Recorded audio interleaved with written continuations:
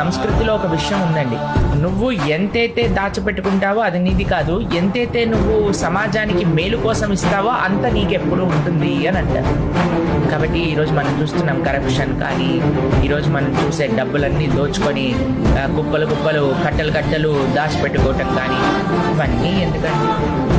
తల్లి గర్భము నుండి ధనము తేడెవ్వడు వెళ్ళిపోయేడినాడి వెంటరాదు, లక్షాధికారైన లవణమన్నమే కాని మెరుగు బంగారంబు మింగపు, విత్తమార్జన చేసి విర్రవీగుటే కాని దాన ధర్మము లేక దాచి దాచి తుదకు దొంగరలకిత్తురో దొరలకగునో తేనె జుంటీగలివ్వవా.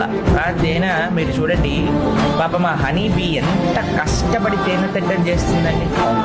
ఏం చేస్తాడు, ఒకడు వచ్చి ధూపం వేసేసి ఆ తేనెనంతా తీసుకుని వెళ్ళిపోతాడు.